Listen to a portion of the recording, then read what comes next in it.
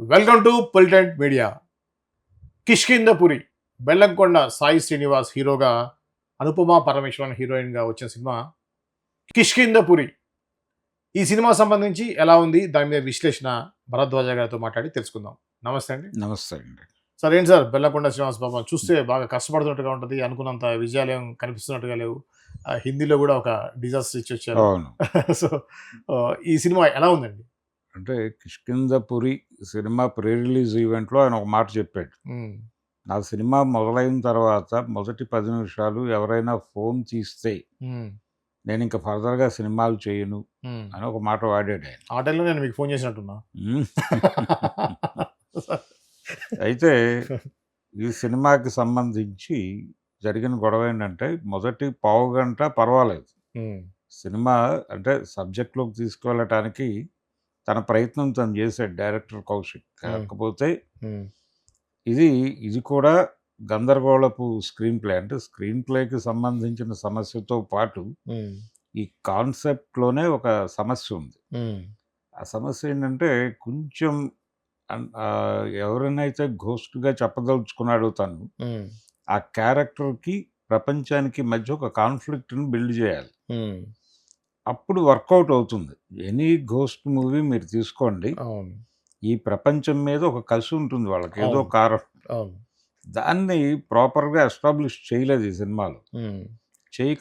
చేయకుండా దాన్ని పర్సనలైజ్ చేశాడు.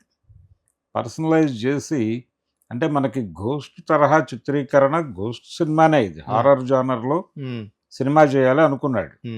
అనుకుని మధ్యలో ఈయన ఏం చేశాడంటే, మనకి ఒక కిల్లర్ దీంతో సినిమాలు కొన్ని చూసాం మనం, సీరియల్ కిల్లర్స్ ఇలాగ, ఆ ధోరణిని కూడా ప్రవేశపెట్టాడు సినిమాలో. ఈ రెండు మిస్ మ్యాచ్ అయినాయి, అదొక గందరగోళం. అలాగే ఆ క్యారెక్టర్కి ఒక సైకలాజికల్ డిజార్డర్, అంటే నేను చెప్పినట్టు ఈ సీరియల్ కిల్లర్ కథలకు ఉండేటువంటి లక్షణం అది. దాన్ని ఆ సైకో ఎలిమెంట్ తీసుకొచ్చి ఈ కథలో వాడాడు. అక్కడ మదర్ సెంటిమెంటు ఇవన్నీ నడపచ్చు అని అనుకున్నాడు డైరెక్టర్. ఇలా ఇన్ని ఆలోచనలు చేసేసరికి ప్రధానమైనటువంటి హారర్ ఎలిమెంట్ పక్కకి వెళ్ళిపోయింది, కిచిడి అయింది. అంటే గందరగోళం అయింది. గందరగోళం కావడానికి అంటే జనాలు హారర్ సినిమాకి ఎందుకు వస్తారు? భయపడటానికి వస్తారు. భయం అనేది కూడా ఒక అనుభూతే. అవును కదా. ఆ అనుభూతిని 100% కలిగించగలిగితే భలే భయపెట్టాడు అని బయటికి వెళ్ళి ప్రేక్షకుడు మాట్లాడతాడు. అవును, ఆ మాట బయటకు వస్తే జనం కదులుతారు థియేటర్ వైపు. అందుకని ఇది కూడా థియేటర్కల్ ఎక్స్పీరియన్స్ ఇచ్చేటువంటి కంటెంటే. ఓకే, అందుకోసమే ఈ హారర్ జానర్ సినిమా ఎంచుకున్నాడు ఆయన. ఇది కూడా ఒక రకమైనటువంటి దుష్ట శిక్షణ, శిష్ట రక్షణ కాన్సెప్టే. అంటే తన వలన దయ్యానికి దొరికిపోయినటువంటి వాళ్ళని కాపాడాలి అని ఒక హీరో అనుకుంటాడు. అందుకోసం తను సూపర్ పవర్గా వ్యవహరిస్తాడు. ఓకే, ఆ సూపర్ పవర్గా అతని క్యారెక్టర్ని ఎలివేట్ చేయటానికి అవతల క్యారెక్టర్ లోకకంటకుడుగా చెప్పాలి ఇంకొంచెం బలంగా. అక్కడ సెంటిమెంట్లు, మొహమాటాలు కుదరవు. అంటే మీరు కమర్షియల్గా సినిమా తీయదలుచుకున్నప్పుడు చాలా సినిమాలు, మీరు అరుంధతి అనే సినిమా చూసాం మనం. అవును, ఆ పశుపతి అనే క్యారెక్టర్ మీద విపరీతమైన ద్వేషం ఆడియన్స్ లో కలిగిస్తాడు. కలిగించాల్సిన బాధ్యత కలిగించాలి, మొహమాట పడకూడదు. అవును, జాలి ఉండకూడదు, జాలి ఉండకూడదు. అలా జాలి పడటము, సైట్ తీసుకోవటము, స్టాండ్లు తీసుకోవటం ఇవి అక్కర్లేదు. విఠలాచార్య గారు వీళ్ళందరూ మనకు చెప్పింది అదే, ఎనీ కమర్షియల్ డైరెక్టర్. కాబట్టి హారర్ జానర్లో సినిమా చూడటానికి ఒక ప్రేక్షకుడు థియేటర్కి వస్తాడు అనుకుని కొంచెం భయపెట్టేటువంటి ఎలిమెంట్స్ ఉండాలి సినిమా నిండా. అవును, ఉండి వాటి మధ్య సమాజానికి, ఆ గోష్ఠికి మధ్య ఒక గొడవ ఉండాలి. దాన్ని ఎలా హీరో అర్థం చేసుకున్నాడు, ఎలా పరిష్కరించాడు అనేది కూడా ఉండాలి. ఈ 3 అంశాలు ఉన్నప్పుడు మాత్రమే హారర్ జానర్లో సినిమాలు వర్కౌట్ అవుతాయి. అలా కాకపోతే కుదరదు. అంటే మన గతంలో ఎగ్జార్సిస్ట్ సినిమాలన్నీ చూసాం.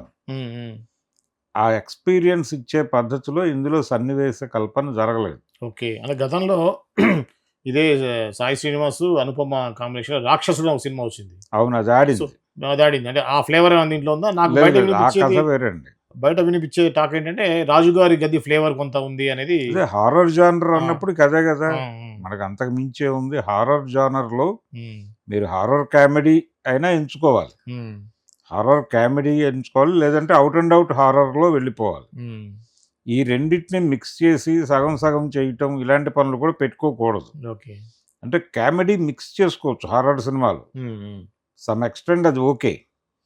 కానీ ఆ ప్రధానంగా ఆ ఎలిమెంట్‌ని పక్కకు పెట్టేసి ఇంకేమీ చేసినా జనం చూడరు. ఈ సినిమాలో అది జరిగింది. ఓకే. అందుకని ఫస్ట్ హాఫ్ కొంచెం పర్వాలేదు అనిపించినప్పటికీ సెకండ్ హాఫ్ మరీ ఇబ్బంది పెట్టాడు. అంటే ఎప్పుడైతే అసలు కథ చెప్పాల్సొచ్చిందో 2 ఫ్లాష్ బ్యాక్‌లు నడిపాడాయన. ఈ 2 ఫ్లాష్ బ్యాక్‌ల ధోరణి అనేది కూడా నేను ఇందాక చెప్పినట్టుగా సీరియల్ కిల్లర్ తరహా సినిమాల తాలూకా ధోరణి అది. ఆ ధోరణిలో ఒకే పాయింట్‌ని ఇద్దరి కోణంలో నుంచి చెప్పించటం.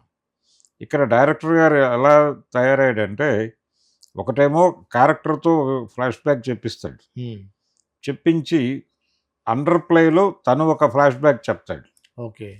కథలో భాగంగా తను ఒక ఫ్లాష్ బ్యాక్ నడుపుతాడు. ఈ 2 ప్రేక్షకుల్లో చిన్న కన్‌ఫ్యూజన్ కలిగించినాయి. ఆ క్యారెక్టర్‌ని ఎలా అర్థం చేసుకోవాలనే దగ్గర ఆడియన్స్‌లో కన్‌ఫ్యూజన్ మొదలైంది. ఓకే. దాంతో సినిమా ప్రాపర్‌గా ఏ ప్రభావం వేయాలో అది వేయలేకపోయింది. అందుకని సాయి శ్రీనివాస్‌కి ఇదొక విఫల ప్రయత్నమే. అంటే తను రెండోది ఈ సినిమాలో ఇంకొక ఇబ్బందికరమైన పరిస్థితి ఏంటంటే అనుపమని తీసుకున్నారు. తను ఇప్పటి వరకు చేసిన ప్రతి సినిమాలో కూడా హీరో తను చేసిన క్యారెక్టర్‌కి ఒక ప్రత్యేకత ఉంటూ వచ్చింది. ప్రతి సినిమాలోను. అది అవును. 'ప్రేమం' నుంచి మొదలుపెడితే మొన్నొచ్చినటువంటి 'పరదా' సినిమా వరకు. అంటే ఈ తరహా ఇమేజ్ కొంతమంది హీరోయిన్‌లకు ఉంటుంది. అది ఒక్కొక్కసారి ఇబ్బందికరంగా మారుతుంది. అంటే గతంలో శారద గారికి అలాంటి ఇమేజ్ ఉండేది. ఆవిడని ఏ సినిమాలోనైనా కమర్షియల్ సినిమాలో తీసుకుంటే ఆ క్యారెక్టర్‌కి ఏదో కథ ఉంటుందని ప్రేక్షకుడు ముందే ఫిక్స్ అవుతాడు. అదే. ఇలాంటి కండిషన్ ఉన్నటువంటి హీరోయిన్లు సాయి పల్లవికి ఉంది ఆ ప్రాబ్లమ్. అవును. అలా ఈఎంఐ మీద కూడా తనని తీసుకున్నారంటే ఏదో ఉంది, ఆ క్యారెక్టర్‌కి ఏదో ఉండుంటుంది అని అనుకుంటాడు ప్రేక్షకుడు. అది కనిపించకపోయేసరికి డిసాటిస్ఫాక్షన్. ఇదొక రొటీన్ సినిమా, రొటీన్ క్యారెక్టర్, ఈవిడే చేయాల్సిన క్యారెక్టర్ కాదు అని ఎప్పుడైతే ఆడియన్స్ ఫీల్ అయ్యాడో ఒక నిరుత్సాహం మొదలవుతుంది.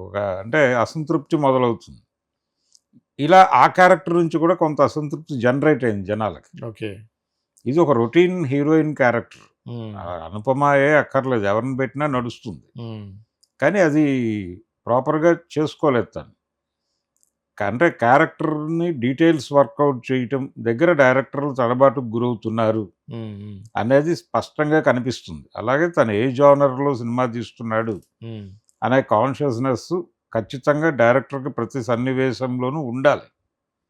అది లేకపోతే ఆ డ్రైవ్ దెబ్బతింటుంది. అంటే సినిమా అనేది 3 పనులు చేయాలి. ఒకటి ఎంగేజ్ చేయాలి ఆడియన్స్‌ని. లేదు ఎంటర్‌టైన్ చేయాలి, లేకపోతే ఎమోషనలైజ్ చేయాలి. ఈ 3 జరగకపోతే ఆడియన్స్ చిరాకు పడతారు. అవును. ఇటువంటి జోనర్ సినిమాల్లో ముఖ్యంగా రికార్డింగ్ అనేది ప్రధానంగా ఉంటదండి. దీంట్లో ఎలా ఉంది? నేను గతంలో ఉన్న 'రాక్షసుడు' అసలు 'జిబ్రాన్' ఎవరో చేసి కొట్టాడు మ్యూజిక్. అవును. అదరగొట్టాడు. చాలా అద్భుతంగా చేశాడు. సో, దీనికి ఆ బ్యాక్‌గ్రౌండ్ విషయంలో ఎలా ఉంది? దీనికి అంటే రొటీన్ ఆర్ఆర్ఏ వెళ్ళిందండి. రొటీన్ ఆర్ఆర్ అయితే ఆర్ఆర్‌తో ఎలివేట్ చేసేంత హారర్ ఎలిమెంట్ లేదు సినిమాలో. అంటే ఇది అతను ప్రాపర్‌గా ఇంకొంచెం దాని మీద పని చేసుంటే బాగుండేది కథ మీద. అంటే హారర్ అంటే జనాలు బయటకొచ్చి భలే భయపెట్టాడు అనే మాట అనాలి. ఆ భలే భయపెట్టడం అనేది జరగలేదు సినిమాలో. ఓకే. అక్కడ అది మిస్ అయిపోయింది. అది మిస్ అయింది. అది ఎప్పుడైతే అది మిస్ అయిందో మిగిలిన సినిమా అంతా కూడా ఎంత పరుగులు పెట్టించినప్పటికీ అది జనాన్ని పట్టుకునే స్థాయిలో లేదు. ఓకే. అందుకని అది మిస్‌ఫైర్ అయింది సినిమా. సాయి శ్రీనివాస్‌కు ఒక రకంగా విఫల ప్రయత్నంగానే చెప్పాలి ఈ సినిమా కూడా. ఓకే. ఓకే. ఇది అండి భరద్వాజ గారి విశ్లేషణ. ఇది పూర్తిగా వారి అభిప్రాయం. వారి మాటల్లో మీరు విన్నారు కదా! సో, ఇంకా ఎలా ఉందనేది మీ సొంత అభిప్రాయం మీరు చూసి తెలుసుకోవచ్చు. సో, ఇది ఈ వారం సినిమాకు సంబంధించిన ముచ్చట్లు. మరో అంశంతో మళ్ళీ కలుద్దాం. అంతవరకు చూస్తూనే ఉండండి పొలిటెంట్ మీడియా.